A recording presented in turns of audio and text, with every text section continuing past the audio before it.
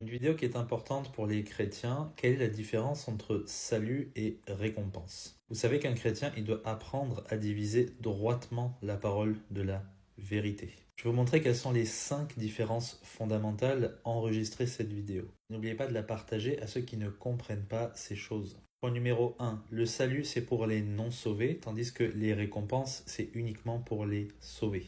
La Bible dit car Dieu a tant aimé le monde qu'il a donné son seul Fils engendré afin que quiconque croit en lui ne périsse pas, mais qu'il ait la vie éternelle. Quiconque, c'est tout le monde. Maintenant pour les récompenses, écoutez, Apocalypse chapitre 11, les nations se sont irritées, mais ta colère est venue, ainsi que le temps de juger les morts et de récompenser tes serviteurs, les prophètes et les saints et ceux qui craignent ton nom. Point numéro 2, le salut est quelque chose que tous les croyants possèdent maintenant, tandis que les récompenses, eh bien, ce sont des prix futurs pour les chrétiens fidèles. Jésus nous dit, en vérité, je vous le dis, celui qui croit en moi a la vie éternelle.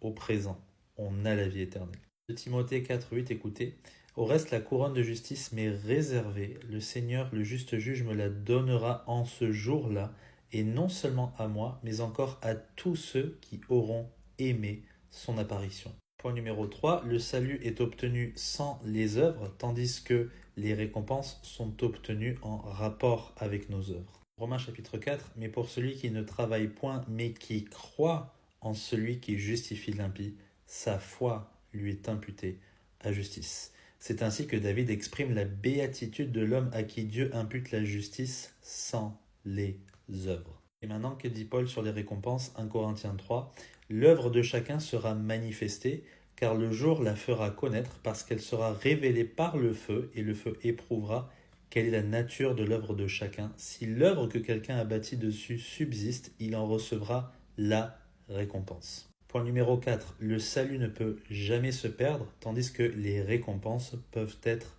perdues. Jésus nous dit, je leur donne la vie éternelle, et elles ne périront jamais, et nul ne les ravira de ma main. Nul, ça vous inclut vous-même. Vous ne pouvez pas sortir de la main de Christ. Par contre, que dit Paul sur les récompenses? Si l'œuvre de quelqu'un brûle, il en subira la perte.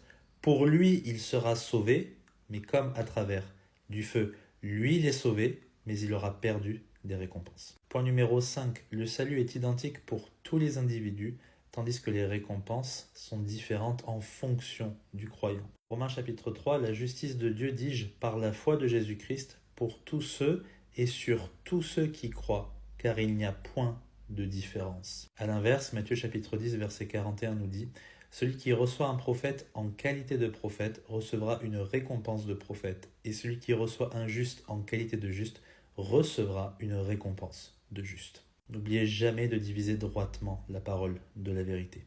Que Dieu vous bénisse.